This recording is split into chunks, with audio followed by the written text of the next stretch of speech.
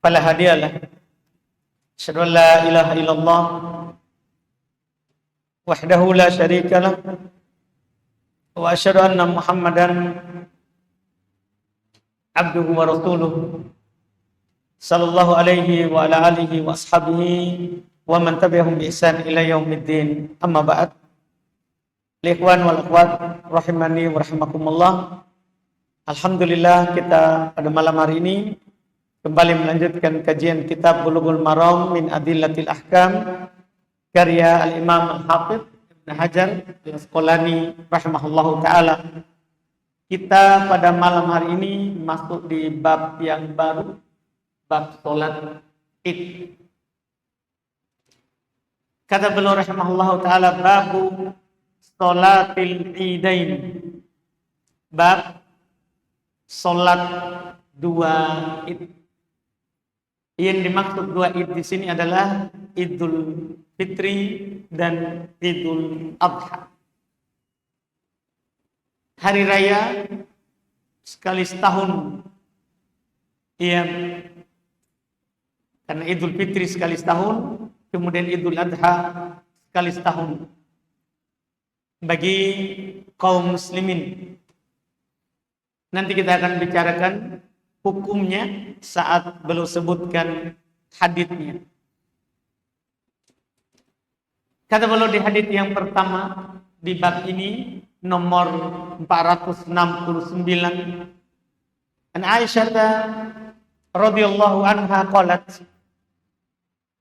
qala Rasulullah sallallahu alaihi wasallam, al-fitru yawma yuftirun nas wal adha yawma yudhhin nas. Ini hadits yang pertama yang beliau sebutkan terkait dengan kapan kita berhari raya. Kata beliau dari Aisyah radhiyallahu taala anha, beliau berkata, Rasulullah sallallahu alaihi wasallam bersabda, al-fitru yauma yuftirun nas. Orang itu berbuka ketika manusia seluruhnya sudah berbuka. Artinya berlebaran Idul Fitri ketika semua orang berlebaran Idul Fitri. Wal adha yauma yudhhin nas, dan Idul Adha itu adalah saat manusia juga beridul adha. Hadits ini beliau ingin mengisyaratkan kepada kita beberapa perkara penting. Yang pertama, berlebaran pelaksanaan sholat Idul Fitri dan Idul Adha itu tidak bisa sendiri-sendiri. Bahkan tidak bisa pakai kelompok-kelompok sendiri. Harus bersama manusia. Harus bersama manusia yang lain. Iya. Tidak boleh kalau kelompok kita sudah tetapkan, pokoknya kita lakukan walaupun orang-orang menyelisih kita. Tidak dibolehkan itu. Karena Nabi telah tentukan berhari raya itu bersama orang lain. Iya. Bersama manusia, kan ini syiar. Itu hal yang pertama yang beliau ingin sebutkan. Juga beliau isyaratkan bahwa sholat Idul Fitri dan Idul Adha itu dilaksanakan secara berjamaah. Bukan sendiri-sendiri. Bahkan siapa yang tidak bisa keluar berjamaah tidak perlu qadha baginya. Tidak perlu qadha baginya kalau punya udzur untuk tidak hadir. Misalnya sakit, musafir, atau hujan, atau angin kencang, atau lumpur. Tidak perlu qadha. Tidak perlu dia mengqadhanya. Karena sholat Idul Fitri dan Idul Adha itu pelaksanaannya adalah berjamaah, bukan sendiri-sendiri. Bukan sendiri-sendiri. Kemudian hal yang terakhir,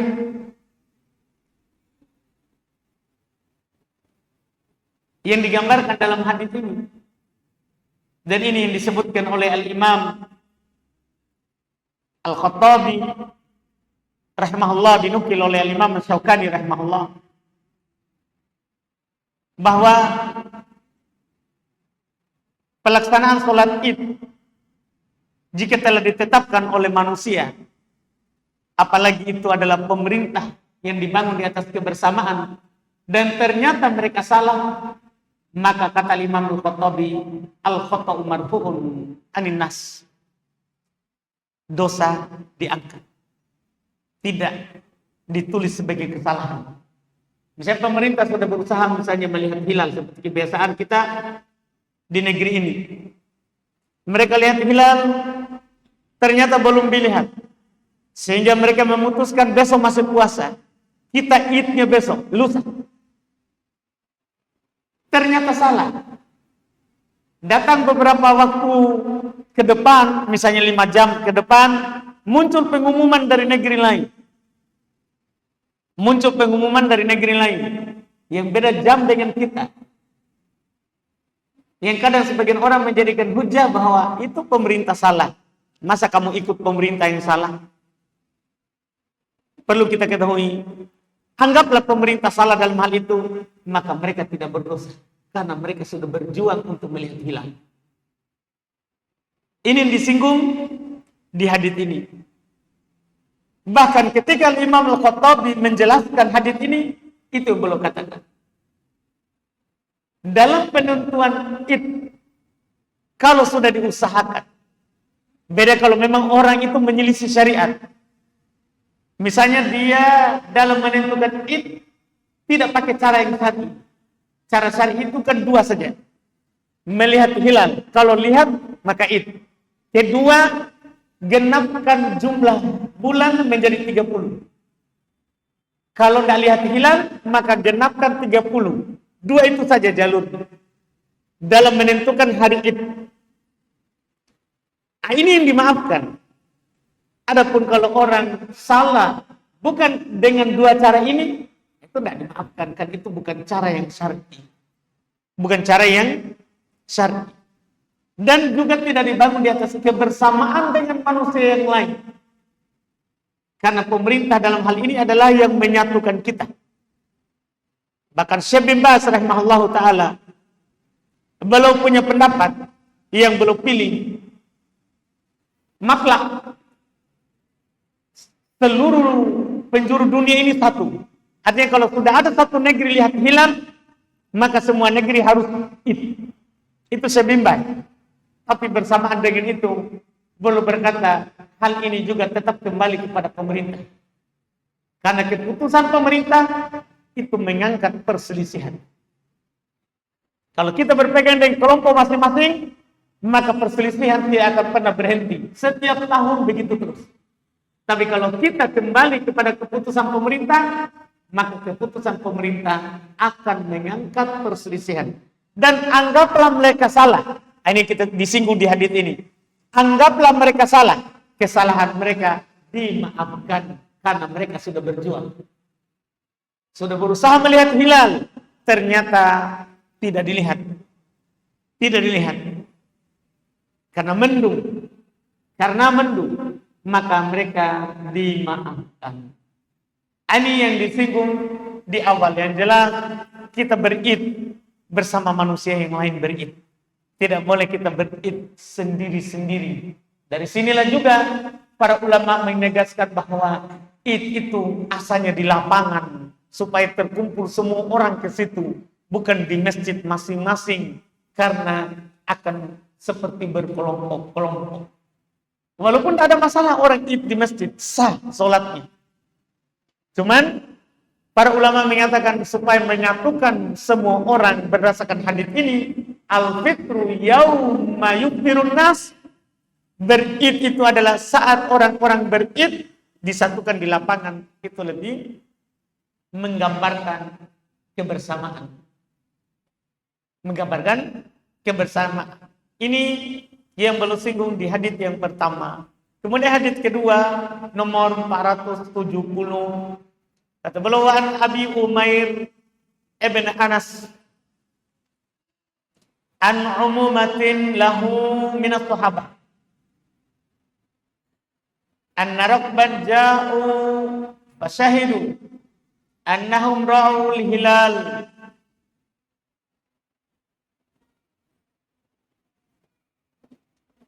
bil ams fa amarahum nabiyyu sallallahu alaihi wasallam ayyuftiru wa idza asbahu ayyaddu ila musallahum rawahu Ahmad wa Abu Dawud wa hada lafduhu wa isnadu sahih.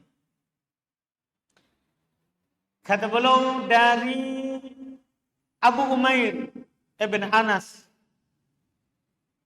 dari Umumah, ya, miliknya dari kalangan sahabat, bahwasanya kata beliau rokban jauh, orang-orang yang pulang safar datang ke Nabi sallallahu alaihi wasallam annahum ra'aul hilala bil amr, bahasa mereka melihat hilal kemarin. Jadi kan mereka dari safar, waktu di perjalanan mereka lihat hilal kemarin, sementara penduduk Madinah tidak lihat hilal. Yang di kota terhalangi, tapi mereka yang dari safar perjalanan lihat kemarin. Nabi puasa hari ini, sementara sudah dia lihat hilal tadi malam maghribnya. Maka Nabi memerintah para sahabat untuk berbuka di hari itu, kan itu sudah 1 Syawal. Sudah 1 Syawal. Dan kalau mereka sudah masuk waktu besok, maka ke musola Id. Ini Masya Allah. Riwayat Imam Ahmad, Abu Dawud, dan ini lafaz beliau, sanadnya sahih. Hadis ini pertama menjelaskan waktu sholat Id.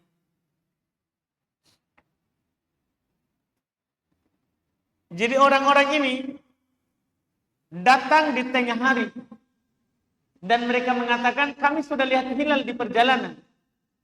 Mereka tidak puasa, sementara Nabi dan para sahabat puasa. Tapi ketika mendengar kabar bahwa hilal Syawal sudah terbit, Nabi menyuruh para sahabat, kita harus berbuka karena tidak boleh puasa satu Syawal. Semua orang pun berbuka. Tapi apakah mereka langsung melakukan sholat Id? Diterangkan di sini sholat Idnya dilaksanakan besok. Kenapa? Lewat waktunya. Pertanyaannya, kapan itu waktu sholat Id? Pertama terkait dengan akhir waktu sholat Id. Akhir waktu pelaksanaan. Disebutkan oleh para ulama rahimahumullah ta'ala, akhir waktunya itu dengan masuknya waktu zuhur. Kapan waktu zuhur masuk, maka waktu untuk melaksanakan sholat Id selesai. Dari mana kita tahu? Hadis yang ada di hadapan kita. Ini para sahabat yang dari safar datang di tengah hari. Sudah zuhur. Ketika Nabi tahu bahwa hilal sudah dilihat, belum tak bilang, ayo kita keluar sholat Id. Tapi belum tunda besok. Kenapa ditunda besok? Karena lewat waktunya. Itu akhirnya. Kalau awalnya kapan? Ini diperselisihkan. Awal waktu Id. Imam Ahmad, demikian pula pengikut Imam Abu Hanifah, dan juga satu sisi dari pengikut Imam Asy-Syafi'i, bahwa awal waktu sholat Id itu ketika matahari sudah naik setinggi tombak. Itu sudah lewat waktu tidak boleh sholat. Kan ketika matahari muncul, itu tidak boleh sholat. Tapi ketika sudah meninggi 1 tombak, maka sudah boleh sholat. Sholat syuruk Disitulah awal waktu sholat id. Ada juga pendapat Imam Malik rahimahullah, belum memandang waktunya itu mulai dari terbit matahari, tidak harus tunggu meninggi. Kalau ini Imam Malik. Tapi yang benarnya pendapat yang pertama, karena Nabi melarang kita sholat saat matahari naik, sebagaimana Nabi melarang kita sholat saat matahari turun dan saat matahari ada di atas kepala kita, pas, tidak ada bayangan. 3 waktu itu dilarang sholat di dalam hadis Nabi SAW. Waktu matahari turun, waktu matahari naik, dan waktu tengah hari. Kecuali setelah matahari tergelincir, baru boleh sholat. Adzan duhur kita sholat. Jadi pendapat mayoritas lebih kuat. Awal waktu sholat id ketika syuruk. Ketika waktu syuruk. Waktu dibolehkan untuk sholat. Waktu dibolehkan untuk sholat. Iya. Kemudian masalah berikutnya di sini yang disebutkan dalam hadis, bagi orang yang lambat tahu waktu id, ya, dilihatnya hilal, maka asalnya dia tetap berpuasa. Asalnya dia tetap berpuasa. Karena asalnya bulan digenapkan menjadi 30. Kalau kita misalnya pemerintah kita melihat hilal, tidak kelihatan. Mereka umumkan besok tetap puasa. Asalnya memang seperti itu. Tetap berpuasa. Kecuali besoknya ada mengatakan, saya sudah lihat. Dan pemerintah menetapkan hal tersebut. Dengan penglihatan orang itu. Maka boleh kita batalkan. Asalnya tidak boleh membatalkan puasa wajib. Tapi kalau hari terlarang untuk berpuasa, maka boleh kita batalkan. Karena hari terlarang dalam berpuasa, hari Idul Adha, dan 3 hari setelahnya, hari makan dan minum, tanggal 11, 12, 13. Dan hari Idul Fitri, yaitu 1 Syawal. 1 Syawal, itu terlarang untuk berpuasa. Maka ketika kita sudah tahu bahwa itu terjadi, tidak boleh kita berpuasa, boleh kita batalkan. Terus, karena ini terkait dengan id, maka idnya itu kalau sudah keluar waktu, sangat jelas dalam hadis, boleh kita lakukan besoknya. Boleh kita lakukan besoknya. Di waktu id. Di waktu id. Ini yang pernah dilakukan oleh Nabi Sallallahu Alaihi Wasallam. Dari sini kita bisa pahami bahwa id itu tidak boleh dikodok setelah keluar waktunya. Tidak sama sholat lain. Sholat wajib, kalau kita ketiduran, boleh kita ganti saat kita bangun, kapan saja.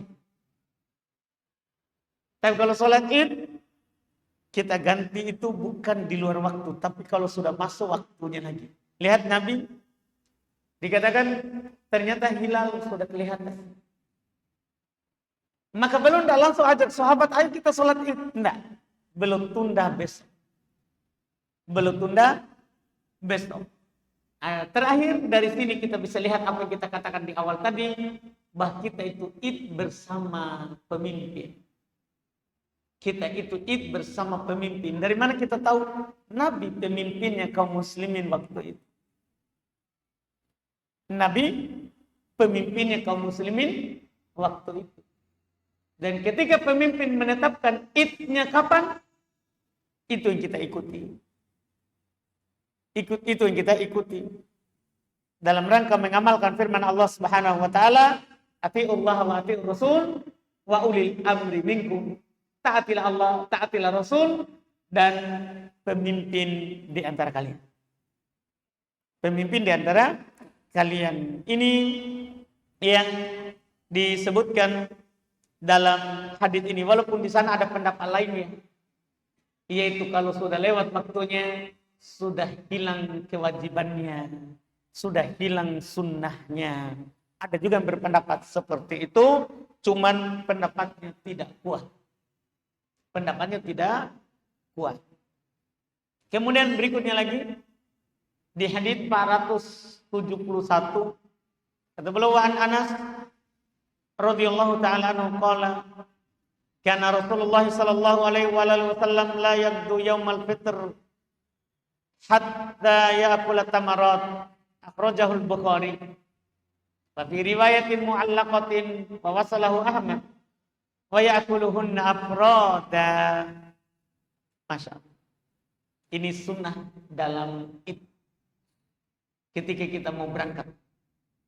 Kata beliau dari Anas radhiyallahu ta'ala anhu, beliau berkata, adalah Rasulullah SAW tidak berangkat ke hari Idul Fitri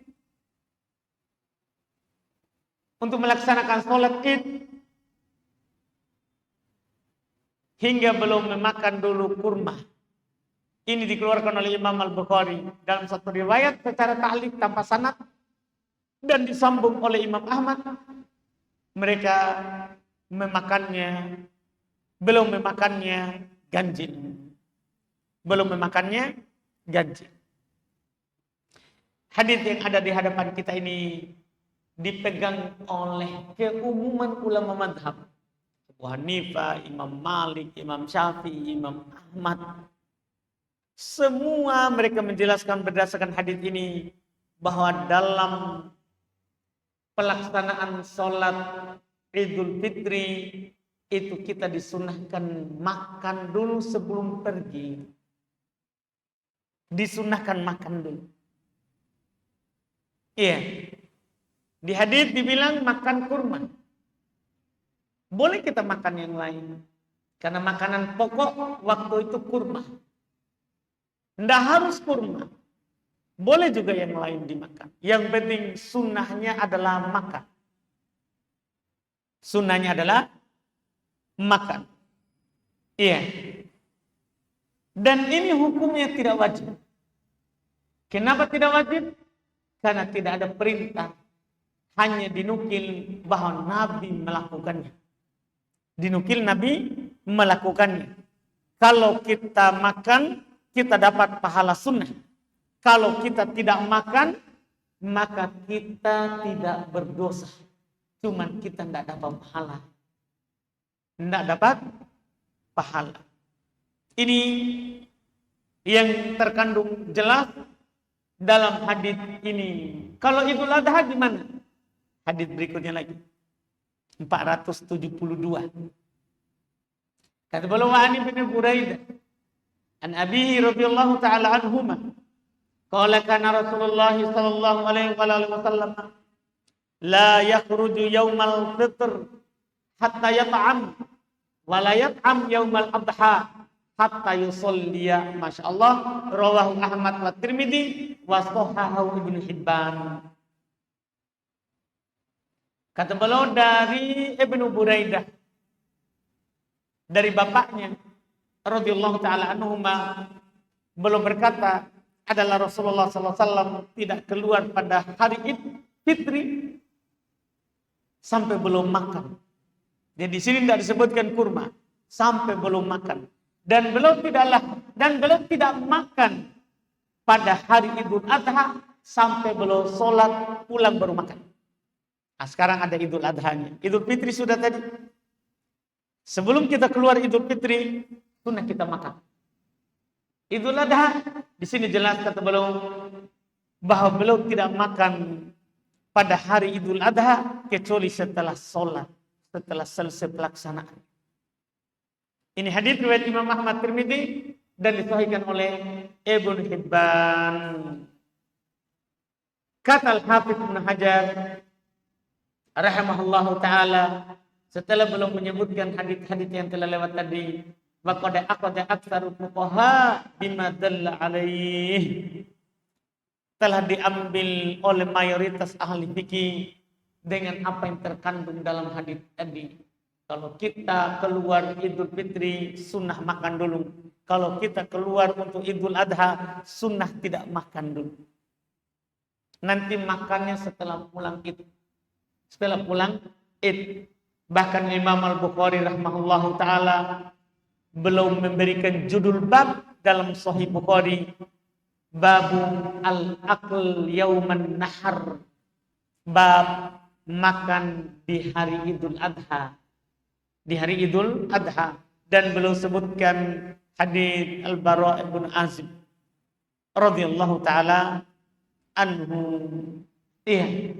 Jadi ini adalah sunnah yang harus kita pahami supaya kita amalkan. Kan ini sunnah ringan, tapi sudah banyak orang yang mulai meninggalkannya. Padahal kita bisa dapat pahala kalau melakukannya.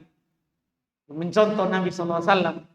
Karena Allah Subhanahu wa taala berfirman, "Laqad kana lakum fi Rasulillahi uswatun hasanah liman kana yarjullaha wal yawmal akhir."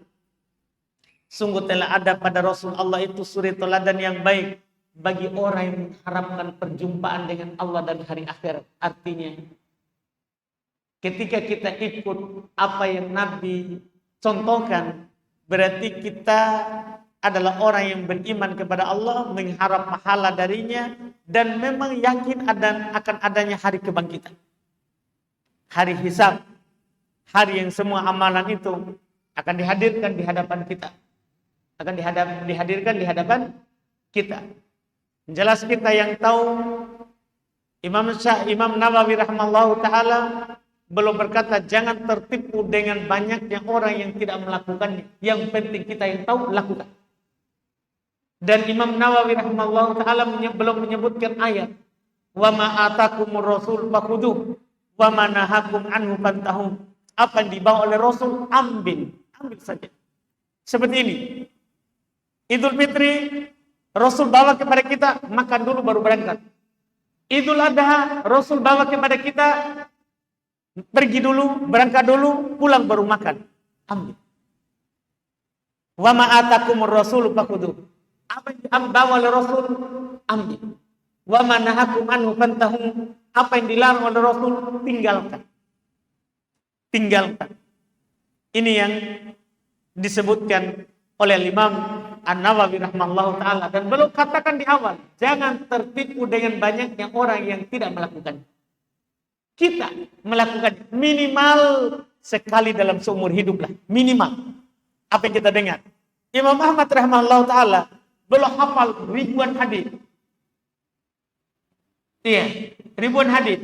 Cuma karena belum berbekam.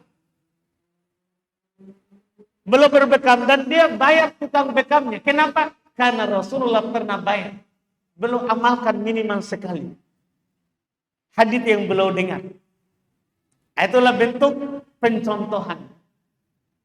Mengikuti Rasul sallallahu alaihi wasallam. Apalagi Nabi kita sallallahu alaihi wasallam telah berkata, "Alaikum bisunnati." Wajib bagi kalian berpegang dengan sunnahku. Bahkan belum katakan abdu alaiha bin nawajib. Gigit sunnah itu dengan gigi geraham kalian. Artinya pegang dengan kuat. Walaupun banyak orang tidak melakukan, kita sendiri lakukan. Kita sendiri lakukan. Karena kita tahu sunnahnya. Kita tahu dalilnya. Kita tahu dalilnya. Ini terkait dengan apa yang beliau sebutkan di dua hadis ini. Kemudian berikutnya satu hadis lagi terkait dengan hukum sholat Id sekarang. Kata beliau an Ummi Atiyah radhiyallahu anha qalat umirna an nukhrijal awatiq wal huyab fil idain syadna al khaira wa da'watal muslimina wa ya'tazilul huyab al-musalla muttafaqun alaih. Hadis riwayat Imam Al-Bukhari dari Imam Muslim. Kata beliau dari Ummu Atiyah radhiyallahu taala anha, beliau berkata, kami diperintahkan, para perempuan, kami diperintahkan untuk membawa keluar ke salat Id al-awatiq, para gadis yang berada dalam pingitan. wal huyyad, bahkan orang-orang yang sedang haid dalam 2 Id menyaksikan kebaikan dan seruan kaum muslimin. Adapun orang yang haid nanti dia pisahkan diri dari jamaah yang lain di musola. Hadits ini belum bawakan untuk kita untuk menjelaskan hukum sholat Id. Di sini tergambar bahwa perempuan diperintahkan, apalagi laki-laki. Maka ini isyarat terkait dengan hukum sholat Id. Para ulama rahimahumullah ada 3 pendapat terkait dengan hukum sholat Id. Kita harus pahami ini hukum supaya nanti kita paham buah daripada hukum yang kita pegang. Pendapat pertama, ini adalah pendapat dalam mazhab Hanabilah, pengikut Imam Ahmad, bahwa sholat Id Fitri atau Id Adha fardu kifayah. Fardu kifayah artinya kalau di Makassar ini sudah ada yang melakukannya, gugur dosa dari yang lain. Itu namanya fardu kifayah. Tapi kalau seluruh orang yang ada di Makassar ini tidak melakukannya, maka semuanya berdosa. Itu namanya fardu kifayah. Pendapat kedua, ini pendapat Imam Malik, Imam Syafi'i, dan mayoritas pengikutnya. Bahkan Imam Nawawi rahimahullah ta'ala mengatakan ini adalah pendapat mayoritas ulama. Salat Id Adha ataupun Id Fitri sunnah muakkadah. Sunnah yang sangat dianjurkan, bukan sunnah biasa. Tidak sampai wajib, tapi sunnah yang hampir wajib. Itu namanya sunnah muakkadah. Di bawahnya wajib, di atasnya sunnah biasa. Ini pendapat Imam Ahmad, Imam Malik, Imam Syafi'i, dan mayoritas pengikutnya. Sementara pendapat ketiga, salat Id Adha atau Id Fitri adalah fardu ain. Tahu fardu ain ya? Seperti salat 5 waktu hukumnya. Fardu ain wajib bagi setiap orang. Tidak gugur dosanya kalau dia tidak ke sana, tidak berangkat. Ini pendapat dari madhab Imam Abu Hanifah dan Imam Ahmad dalam satu riwayat. Ini pendapat. Karena kebanyakan orang Hanabilah fardu kifayah. Kemudian Imam Malik dan Imam Syafi'i sunnah muakkadah dan mayoritas di situ. Kemudian Imam Abu Hanifah wajib ain. Wajib bagi setiap orang. Dari 3 pendapat ini, mana yang kuat? Mana yang kuat? Masing-masing punya dalil. Yang mengatakan fardu wajib, apakah kifayah ataupun wajib ain, itu berdalil dengan hadis yang ada di hadapan kita. Ummu Atiyah bilang, kami diperintah. Asal perintah apa? Wajib. Bahkan perempuan yang berada dalam pingitan disuruh keluar. Perempuan haid disuruh keluar menyaksikan Id. Sementara yang mengatakan tidak wajib, mereka berdalil dengan hadis Bukhari Muslim. Datang seorang Arab Badui kepada Nabi SAW menanyakan apa yang Allah wajibkan kepada saya dari sholat. Maka Nabi menjawabnya, as-sholawatul khams, sholat 5 waktu itu. Itu yang wajib bagi kamu. Terus dia bertanya lagi setelah itu, apakah ada selain sholat 5 waktu kewajibanku dari sholat? Kata Nabi, la illa anta tawwa'a, tidak, kecuali kamu mau melaksanakan sunnah. Itu sebenarnya. Mayoritas mengatakan benar, ada perintah. Tapi perintah ini sudah digugurkan kewajibannya. Ketika Nabi ditanya, apakah ada sholat yang wajib selain 5 waktu? Kata Nabi, tidak. Kecuali kamu mau melakukan sunnah. Inilah pegangannya jumhur. Dari dua pendapat ini, sebenarnya pendapat jumhur itu adalah kuat, tapi kita sebagai orang awam keluar dari istilah pendapat itu lebih bagus. Artinya gimana caranya? Kalau datang hari Id, berangkat. Kecuali kita punya udzur.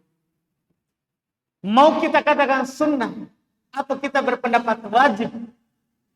Wajibnya kifayah atau ain, keluar saja. Karena kalau kita pergi sholat Id, maka semua pendapat yang ada, kita lakukan.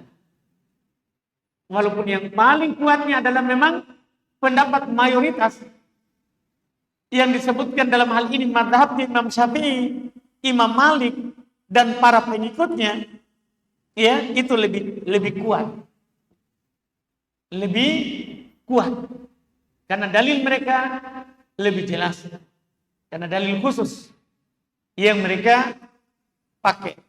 Ini yang disebutkan dalam hukum sholat Id, dan para ulama menegaskan ini hukumnya sama antara laki-laki dan perempuan. Ini bedanya dengan sholat 5 waktu ke masjid. Perempuan itu boleh ke masjid tapi sunnah di rumahnya. Kalau sholat Id beda. Sholat Id beda. Dia dianjurkan dia keluar. Lebih baik keluar daripada di rumah. Karena Nabi memerintahkan mereka untuk membawa keluar para gadis pingitan dan juga bahkan orang-orang yang sedang dalam keadaan haid sekalipun Nabi memerintahkannya. Nabi memerintahkannya. Ini yang disinggung dalam hadits ini. Iya. Ada pembahasan yang diikutkan di sini, nanti kita sebutkan di pertemuan kita yang akan datang, itu terkait dengan masalah takbir. Jadi ada sedikit yang disinggung sini, wasyhadna al-khair wa da'watal muslimin. Mereka menyaksikan kebaikan dan seruan ucapan orang-orang yang beriman, orang-orang muslim, itu maksudnya bertakbir. Ini nanti kita bahas insyaallah sekaligus dengan hukum takbir dan lafaz-lafaz takbir. Hukum takbir dan lafaz-lafaz takbir. Kita cukupkan dulu, alhamdulillah. Kita masuk di pertanyaan kalau ada yang masuk.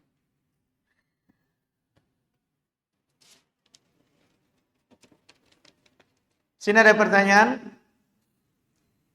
Apa hukumnya mengambil ta'awun dari seorang di mana orang tersebut penghasilannya 100% dari hasil jual rokok? Dari mana kita tahu?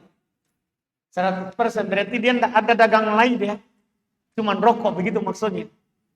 Dagangannya. Karena kita bilang 100% dari rokok. Berarti dia tidak punya dagangan lain di tokonya. Kecuali rokok. Kecuali rokok. Iya. Itu tergambar dari penanya. Yang ditanyakan adalah bagaimana hukumnya kalau kita menerima bantuannya. Disebutkan dalam hal ini halal untuk kita ambil, untuk kita pakai. Dosa dia, caranya mendapatkan rezeki salah. Adapun kita mengambilnya karena kita dikasih, maka halal. Maka halal. Jadi teorinya dalam hal ini, al-ithmu alal mubashir, la alaman akhadahu bitariqin mubah. Dosa itu bagi pelaku langsung, bukan yang menerimanya dengan cara yang mubah. Dikasih, dihadiahkan, atau orang itu beli barang ke dia, itu halal. Itu halal. Dosa bagi pelaku langsung. Iya, itu wallahu alam.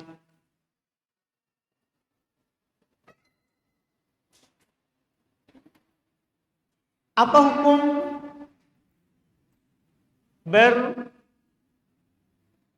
berbekam bagi orang yang hendak berkurban Berberkam berarti dia apa itu?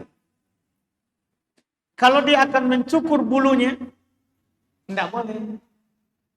Karena orang mau berkurban, ketika masuk 10 pertama di Dzulhijjah, tidak boleh memotong kuku, tidak boleh mencukur rambut, bulu, mencabut bulu ketiak, mencabut kumis, mencabut semuanya dari bulu-bulunya. Itu tidak dibolehkan. Maka kalau akan menyebabkan tercabut bulunya, tercabut kulitnya misalnya, tidak boleh dia berbekam. Tapi kalau dia berbekam tanpa ada yang dicabut, tanpa ada yang dipotong, boleh. Baginya, boleh baginya, wallahualam. Apa hukum mengqadha puasa Ramadan di 10 awal Dzulhijjah? Boleh, alhamdulillah. Iya, dibolehkan. Cuman perlu diingat supaya kita tidak lewat keutamaan saat 9 Dzulhijjah kita dianjurkan puasa Arafah. Maka jangan lewatkan keutamaan diampuni dosa setahun sebelum dan setelah. Artinya kalau kita mulai di tanggal 1 sampai tanggal 8 puasa qadha di bulan yang lewat dari bulan Ramadan, boleh, alhamdulillah. Bagus juga saat banyak orang puasa, kita juga puasa. Tapi saat 9, maka kita tidak melewatkan puasa Arafah, itu lebih utama. Karena qadha luas waktunya. Mulai dari 2 Syawal sampai 29 Sya'ban. Luas itu waktu qadha. Sementara Arafah kan tidak berulang kecuali tahun depan lagi. Dan boleh seorang itu melakukan puasa sunnah walaupun belum selesai mengganti puasa wajibnya. Bagaimana sikap kita, Ustaz? Kalau kita lagi masbuk, terus ada orang yang menempelkan kakinya ke kaki kita, maksudnya ingin menjadikan kita imam. Ya sudah, lanjut saja, tidak apa-apa. Walaupun ya para ulama berselisih pendapat, boleh nggak bermakmum ke masbuk? Ada yang mengatakan tidak boleh dan ada yang mengatakan boleh. Tapi kalau kita datang orang seperti itu, lanjut saja. Walaupun setelah itu boleh kita ajarkan kepadanya bahwa tidak boleh bermakmum ke masjid. Kalau kita masbuk, buat saja ulang jamaah sendiri. Itu untuk keluar dari silang pendapat. Wallahu a'lam. Fadhal, kalau masih ada pertanyaan. Yang mau bertanya langsung, silakan.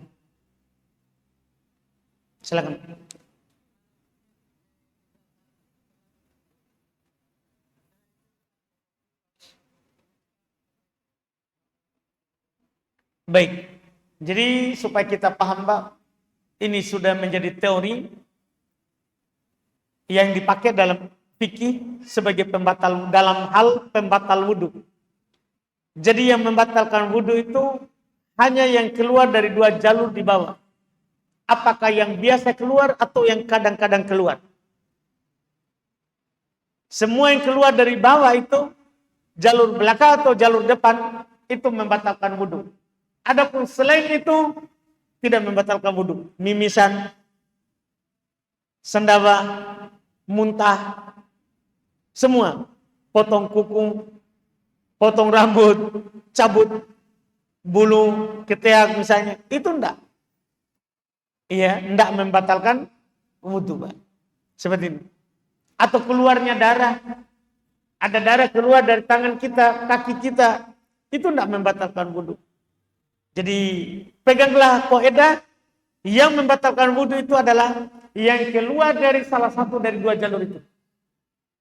Apakah itu yang biasa keluar seperti kencing, kentut, air besar, itu yang biasa keluar, atau yang tidak biasa keluar, yang kadang-kadang keluar, misalnya cacing tiba-tiba langsung loncat keluar, Misalnya, batal wudu. Batal wudu. Atau batu, kerikil, keluar dari jalur itu misalnya. Tiba-tiba, kita pegang, batu betul. Tidak ada kuningan, tidak ada apa-apa. Cuman batu. Batal wudu. Seperti itu. Masih ada? Baik. Bagaimana hukum wanita berhias keluar ketika Id? Memakai perhiasan, parfum, baju yang bercorak. Kalau parfum, kalau tercium keluar, tidak boleh. Tidak dibolehkan. Kalau perhiasan, kalau di dalam pakaian, tidak ada masalah. Tidak masalah kalau dia pakai gelang, cincin, kalung. Tidak masalah, tapi dalam pakaian. Dalam pakaian. Adapun pakaian bercorak, dilihat. Apakah itu untuk bertabaruj, untuk bergaya, bersolek, maka itu tidak boleh. Tapi pakaian bercorak dalam artian biasa. Orang pakai, orang anggap biasa di masyarakat. Bukan yang bernilai bersolek. Dengan tidak ada masalah. Yang penting auratnya tertutup. Wallahu a'lam. Apakah termasuk yang diamanahkan memotong kurban agar tidak memotong kuku, bulu dan lain-lain? Tidak. Bukan wakil dari yang diamanahkan. Yang disyariatkan untuk tidak memotong kuku, mencabut bulu, memotong rambut, itu adalah yang berniat berkurban. Bukan yang mewakili pekurban. Karena memang Nabi SAW katakan, "Idza dakalatil ashr wa arada ahadukum ayyudhi fala yamassa min sya'rihi wa basharihi syai'an." Apabila masuk 10 pertama di bulan Dzulhijjah, salah seorang kalian ingin berkurban, maka jangan dia menyentuh, memotong kukunya, memotong rambutnya, mencabut bulunya. Ini bagi orang yang ingin berkurban. Orang bukan wakil. Itu wallahu a'lam. Apakah hukum qada Nabi dari sholat Id menunggu hingga esok hari sama hukumnya dengan rawatib yang tertinggal? Ya sama juga begitu. Tapi tidak harus besok. Karena kalau rawatib yang tertinggal, boleh langsung hari itu juga. Seperti kalau tertinggal rawatib sebelum subuh, boleh setelah matahari naik atau setelah sholat subuh. Atau rawatib duhur, boleh saat setelah sholat asar. Karena Nabi pernah qada rawatib duhurnya setelah asar. Setelah duhur belum ada tamu, sehingga tidak sempat sholat rawatib ba'diyah, maka belum laksanakan setelah asar. Itu dibolehkan. Tidak harus tunggu besok. Tidak harus tunggu besok. Iya, wallahu a'lam. Baik, selesai? Masih ada yang mau bertanya? Tidak ada. Alhamdulillah kita tutup. Semoga bermanfaat. InsyaAllah kita lanjut lagi di pertemuan akan datang. Subhanallah. Asyhadu an la ilaha illa anta astaghfiruka wa atubu ilaik. Assalamualaikum warahmatullahi wabarakatuh.